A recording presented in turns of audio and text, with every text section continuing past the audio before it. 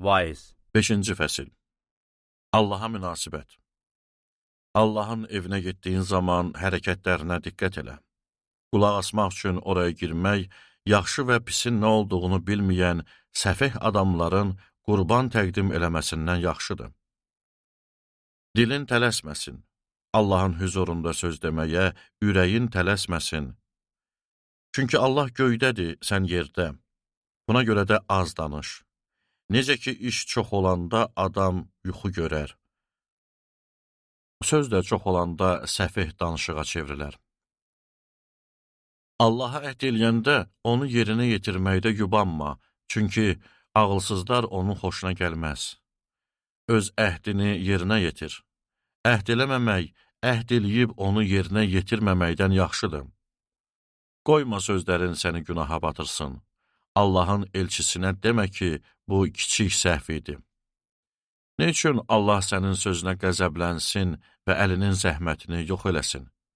Çünki çox yuxu görəndə də, çox söz danışanda da bu şeylər çox olar.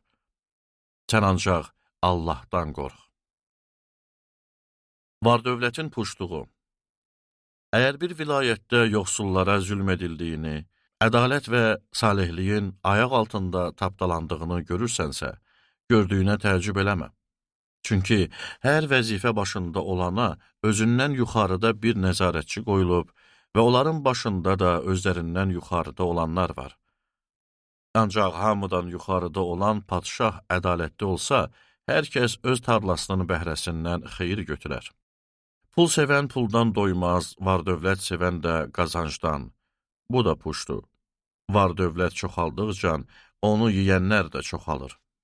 Gözləri ilə görməkdən savayı sahibinə ondan nə fayda var? Fəhlə az da yesə, çox da yesə yuxusu şirindir.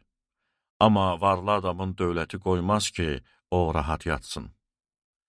Səma altında gördüyüm başqa böyük dərd də var. Yığdığı sərvət sahibinə zərər gətirir. Bu sərvəti bədbəxt hadisələr yox eləyir. Sərvət sahibinin oğlu doğulanda ona verməyə bir şeyi qalmır. Necə ki, o, anasının bətnindən çılpaq doğulub. Eləcə də bu dünyadan gedir. Zəhmətinin bəhrəsindən heç nəyi əlinə götürüb özü ilə apara bilmir. Bu da böyük bir dərddir. İnsan dünyaya necə gəlirsə, elə də gedir. Boş yerə çəkdiyi zəhmətin ona nə faydası var? Ömrü boyu öz çörəyini qaranlıq, böyük sıxıntı, xəstəlik və qəzəb içində yeyir. İnsan üçün mənim gördüyüm yaxşı və gözəl olan budur ki, o yeyib içsin və Allahın ona verdiyi bir neçə günlük ömründə səma altında çəkdiyi bütün zəhmətlərindən zövq alsın. Çünki ona düşən bəxşiş budur.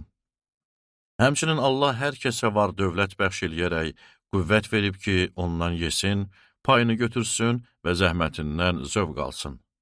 Bu, Allahın hədiyyəsidir. Çünki Allah insanın başını şənliklə qatdığı üçün insan ömrünün günlərini dərindən düşünmür.